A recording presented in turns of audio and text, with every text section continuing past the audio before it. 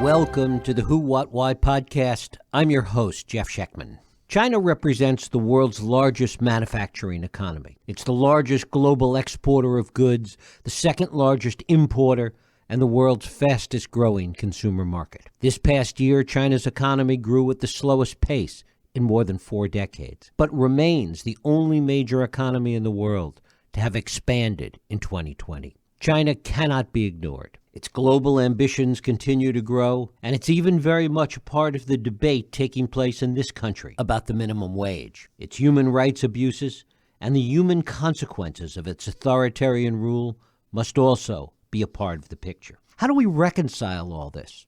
While small but noble efforts to boycott Chinese goods sound nice, the reality and practicality is questionable. Get in any car, use any ATM, any phone, watch any TV, type on any computer, and the odds are you're interacting with Chinese goods. Maybe for the Amish it's easy, but for the rest of us not so much. So perhaps what we really have to do is begin to understand exactly the scope of the problem. And to help us do this, I'm joined by our guest, Amelia Pang.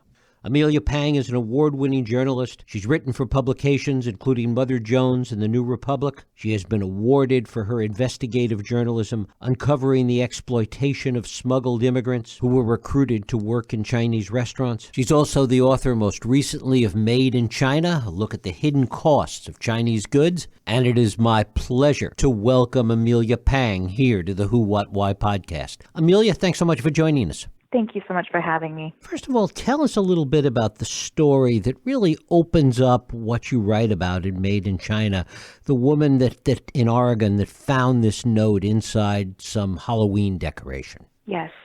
In 2012, an American woman named Julie Keith opens up this brand new package of Halloween decorations from Kmart. And out falls an SOS letter that's written by the political prisoner who had made and packaged this very product in a labor camp in China. So my book tells his story, what happened to him in the end, but it also takes a deep look at the problems in our supply chain and the deeply flawed ways that a lot of our corporations are auditing their Chinese factories, and all the different factors that made it easy for something that was manufactured in a labor camp to end up selling at a Kmart in Portland, Oregon. Is this problem with the forced labor manufacturing products, is this something that is with respect only to cheap goods from China, or is it across the board, even more sophisticated goods? Oh, it is across the board. It is definitely not limited to cheap goods. Actually, last year, the Australian Strategic Policy Institute released a terrific report which documented 82 major global brands, some of them quite expensive, there's hard evidence that they're using Uyghur forced laborers. The Uyghurs are a Muslim Turkic minority group that are being detained in mass in China, and some of those brands that were using these forced laborers included BMW, Mercedes-Benz, Nike, and Lacoste. These are not cheap dollar store brands. Consumers are paying a high price for their products, and really they have the resources to do better, and we should be pushing them to. Given how pervasive this is then, across the board, not just, as you say, cheap goods, but whether it's Apple, whether it's BMW and Mercedes or whatever, where are the pressure points? Where are the places that people can think about taking some kind of action or creating some kind of political pressure that makes a difference? Yes, there's several pressure points. And this all goes back to, how the reasons why these factories are outsourcing work to forced labor camps are deeply connected to us as global consumers and the way that we shop. A lot of times, if our company is offering too low of a price for the normal factory to make this product, then the factory often has no choice but to outsource work to places like labor camps where workers can make the products for free. Or if the company doesn't actually give the factory a realistic amount of time to actually produce the merchandise, because they're trying to capitalize as much as they can in the latest fast fashion trends, then the factory does have to secretly outsource some work to some really shady places like labor camps where, prisoners can be forced to work the entire night, and if to meet a production deadline if they have to. There's nobody watching out for them. Is it more complex with hybrid products, something in a car or in a computer, where parts are manufactured all over the place, where you don't even know where the particular Chinese parts are made? Right. There's so many products like that where, even if it says it's made in the USA or another country, the raw materials could be made in China. It could be made in a labor camp in China. Given that, how are consumers supposed to know, and is there an argument to be made for more transparency with respect to these products? Exactly. I think we need to start demanding more transparency.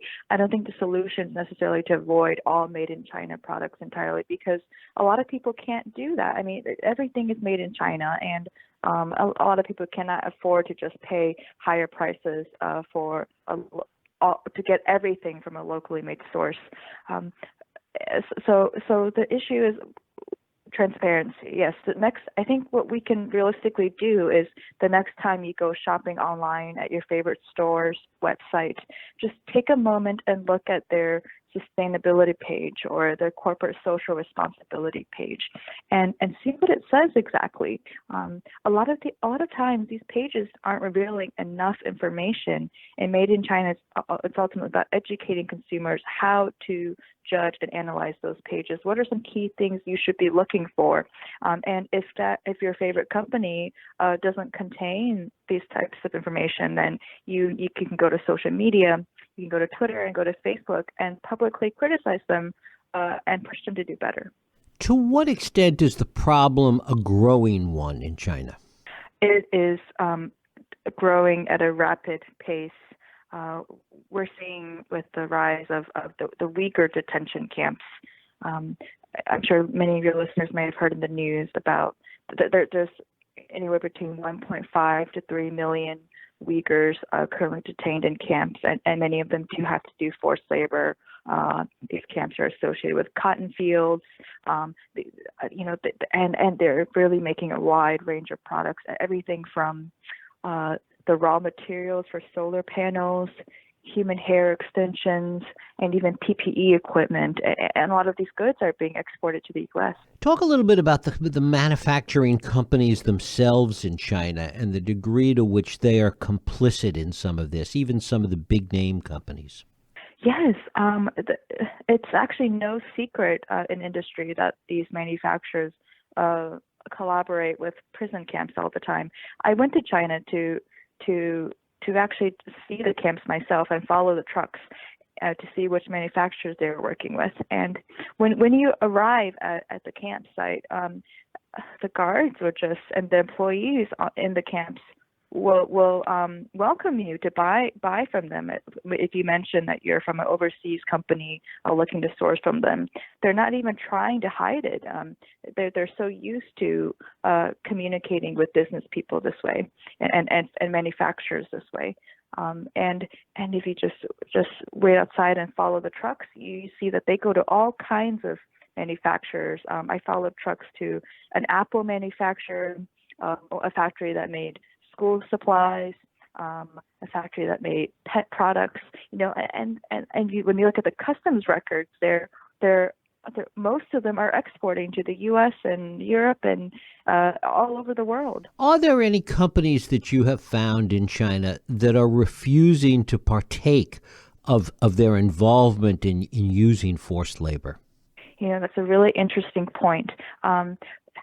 The reality is there's so many factories in China, and they're all so competitive with each other to try to get a contract with a major global brand like our brands. And, once they can get such a contract, they don't really want to do anything to upset them or potentially lose the contract, like, for example, sourcing from a illegal labor camp.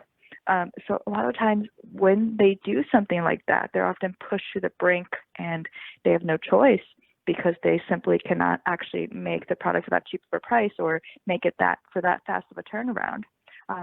So really, brands need to be more transparent about how they're sourcing from their factories. For example, what if the brand makes a last minute production change? Do they waive the late shipment penalty fees, which can be quite high? Let's say, to give you an anecdotal example, a hypothetical example to show how the process works. Let's say a brand like H&M or Kmart or Walmart, they put in an order for 100,000 black hats from one factory. But all of a sudden, a celebrity starts wearing lime green hats. And so now everybody wants to buy lime green colors and neon colors for their clothing. So some of these retailers are going to quickly change that order, very large order for black hats to lime green, a pretty big and significant production change. But they may not give them a deadline extension to make such a large change. And if the factory can't actually make it this big change in such a short amount of time, then they're going to have to outsource work to some places with pretty poor working conditions. And so one Chinese auditor actually said to me a quote that I find really revealing. Everybody, a lot of our corporations are auditing their Chinese factories to make sure they're following the rules, but nobody is auditing the corporations to see if their sourcing practices actually make it even possible for their factories to follow the rules. When we talk about the poor working conditions, there have been so many stories about poor working conditions even in the non-forced labor factories in China. Talk about that and the nexus between the two. Yes, there are certainly even regular factories that do have poor working conditions, like underage workers, just paying below minimum wage, or places with pretty low quality of life. And you see with the Foxconn factories associated with Apple that there were several suicides in the factory over the years. But there's also good factories that where that's not the representative of the conditions of that factory. So there's a mix of both. Is there any kind of a database anywhere, either formally or informally, that talks about what the good factories are and the products and brands that are coming out of those factories, so that this can be looked at in a positive context as opposed to only a negative one? I think it's hard to say or hard to point to a specific database. I think what we have to start looking at is the types of audits that our company is conducting for their factories. For example, not all audits are made equal. You have standard audits that might cost a couple $100 that would typically only check for things like some simple things like the cleanliness of the factory, how well the product is made, if the equipment is working properly. But these cheaper audits cannot detect something as hidden as illegal subcontracting to the labor camps. They may not even interview the workers just to really document the working conditions or whether the facility is really a safe place for the workers. And then you have more extensive audits that might cost $1,000 or more, and they would look into things that they how the workers are doing. These are called social compliance audits. And then you have even more expensive audits that cost $5,000 or more, and they take 5 days for auditors to complete. And these audits, they cross-analyze the wage documents of different departments of the factory. And auditors have told me these, the third kind, the really expensive ones that take 5 days to do, are the only ones that could potentially detect secret subcontracting to labor camps. But how many companies are actually doing those audits? Like, nobody really reveals. I think very few companies reveal exactly in great detail what kind of audits they're conducting. Talk a little bit about the relationship between the government in China and these companies that own these factories and that do this manufacturing. Yes, these are state-owned labor camps. A lot of times they are operated by the police department. The government is very involved because these are places where the Chinese government can hide and detain dissidents, political dissidents, pro-democracy activists, civil rights lawyers, religious dissidents such as underground Christians, the Falun Gong movement, Tibetans, ethnic minorities, and these people can be detained arbitrarily for an indefinite period of time. Unless it's a prison, most of these other facilities are not actually, the detainees don't actually go to trial and receive an official sentence in court. They don't have access to lawyers. They're just kind of placed there arbitrarily by the police. And, it's terrifying, gruesome conditions. There's a lot of torture that happens. People have to stay up 15 to 20 hours a day working, and in some cases, even 24 hours a day. There's a really big production deadline and demand for that product. And a lot of people die and just get buried in unmarked graves. These are really horrific places that were initially based off of Soviet gulags. Is there any idea of what percentage of China's manufacturing output comes out of these factories?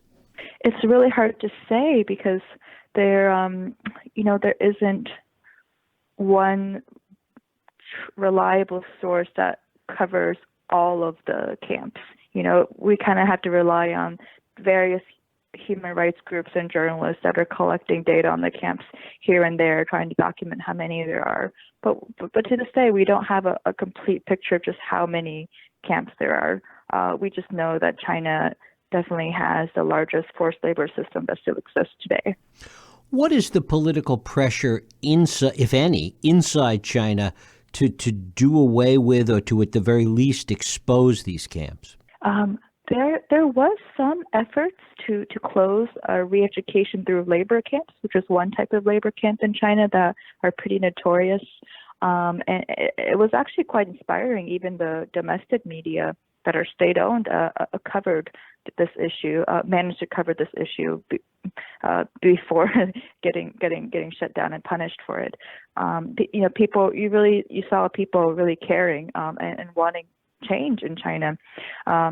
But as an authoritarian regime, they responded to keep people happy and not spark any potential for a mass democracy movement. So China issued some policies and said they closed all re-education through labor camps a few years ago. But a lot of human rights organizations, including Human Rights Watch, have documented that these camps have not actually closed. They've simply been renamed as compulsory isolation drug detox centers a lot of the times. And I actually visited some compulsory isolation drug detox centers, and they very much still look like labor camps. There's barbed wires everywhere. There's guards. And even when you talk to the employees of the so-called drug detox centers, they don't refer to this place as a detox center. They call it a prison still. What is the attitude of the workers that are working in big factories, places like Foxconn or some of the big factories that are not, forced labor? How do they look upon the work that's being done in these camps? When you talk to manufacturers, a lot of them just say, yeah, that's what people do. People outsource work to prison labor. It's pretty common. The crazy thing is it's not illegal in China for domestic companies to source work from forced labor facilities and to actually sell the products domestically. It's only illegal for the camps to export the products, although that law is rarely enforced, and these camps are still exporting products all the time. But it does create arguably downward pressure on wages in the other factories, in the legitimate factories. To some extent, yes. It does hurt the workers in regular factories too. Talk a little bit about how you see this playing out in the next few years. Unfortunately, I don't see an end to this problem. We see the rise of the camps.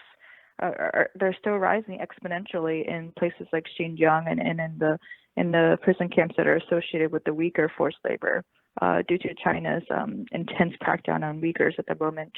I think unless there's some kind of a mass movement for our corporations to pull out of Xinjiang, which is a region that is heavily associated with forced labor, and to cut ties with factories that are known to use forced labor, then nothing will change. I mean, a year ago, the Australian Strategic Policy Institute found 82 companies, including, like I said, BMW and Mercedes-Benz, sourcing from Uyghur forced labor, and it's been a year, and not many of those 82 companies have actually dropped those suppliers because nobody has really held them accountable or asked them to. Consumers are still buying from them. So I think with more awareness, it takes awareness as the first step to create change. Talk a little bit about the Uyghur situation. That seems to have grown quite a bit larger in the past 6 months or so. Yes, it is a very dire situation. The U.S. government has actually recognized that what's currently happening with the Uyghurs can qualify as a genocide.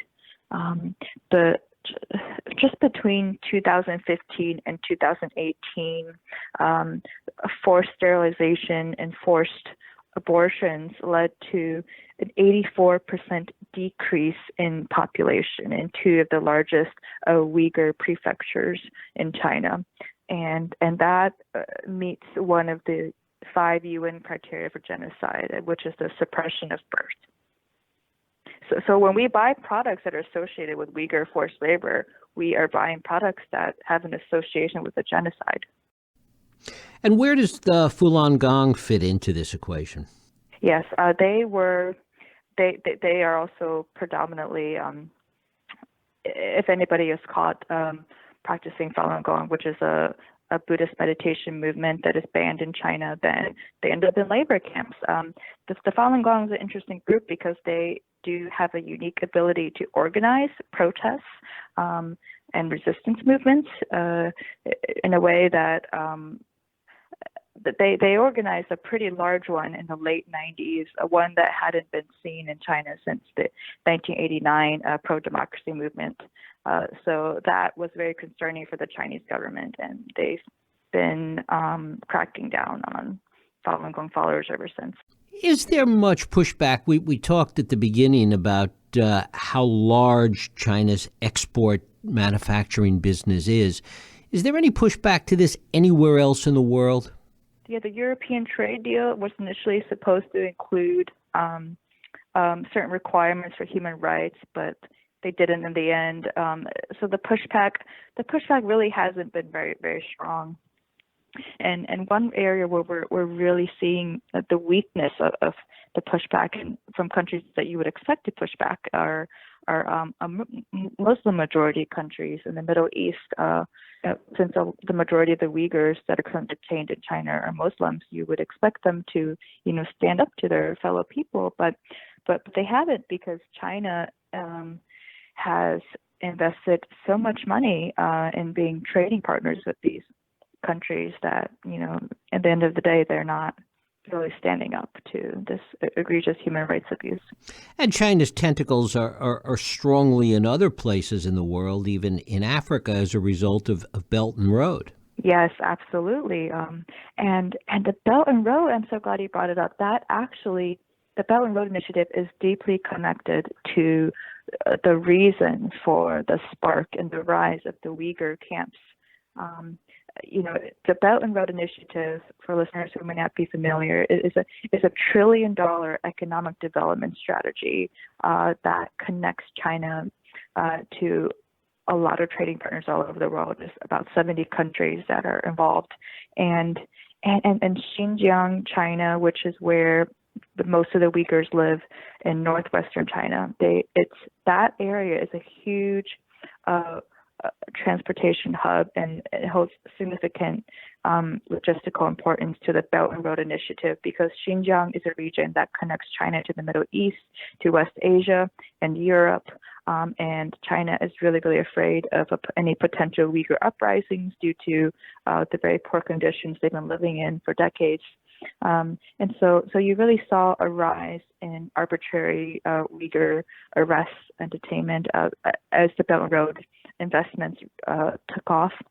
In 2017, there were China invested $66 billion in infrastructure in Xinjiang as part of the Belt and Road Initiative. And in 2017 was where you really saw a massive rise in arrests of the Uyghurs and having people disappear into labor camps. There are many Chinese business executives that have immigrated out of China and around the world, some in the U.S., some in Europe, some in Australia. Are they concerned about this as it relates to China's image, to whatever business interests they still have there? Unfortunately, you don't see a whole lot of business leaders who are concerned, whether it's Chinese business owners or Western business owners. As late as 2019, you hear CEOs who say, "Oh, I haven't heard of the Uyghur camps or the Uyghur conditions in Xinjiang. I'm from what I can tell, it's all going quite well over there." Is there an understanding that some of these concerns with respect to the human rights abuses and these camps with the Uyghurs really are part of this whole forced labor system? I mean, that's where the understanding seems to not really be getting through to, I think, to a lot of people. Right. Yes, in a lot of these camps, they do have to do manufacturing work. But, they receive their so-called political education and a lot of the torture that happens in some facilities, and then if that facility doesn't have a manufacturing site, they'll be bussed over to a neighboring factory or even cotton fields to do manufacturing work, and they're paid far below minimum wage. They don't really have the freedom to not do the work or to go to a different factory. They don't have the freedom to see their families and visit their homes on weekends.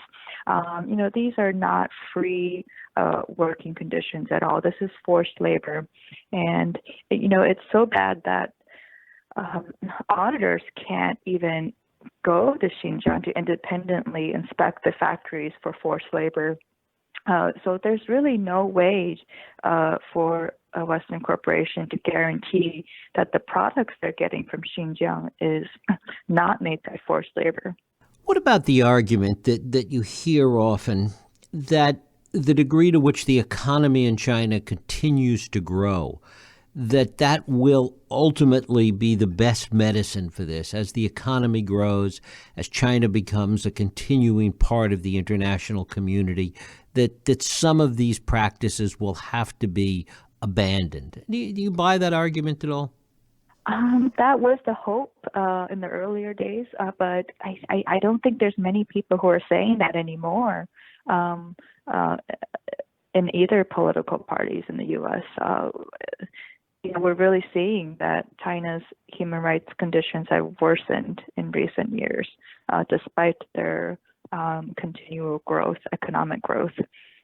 With the rise of Xi Jinping, the leader of China at the time, now he has made himself the lifelong leader. He's removed term limits.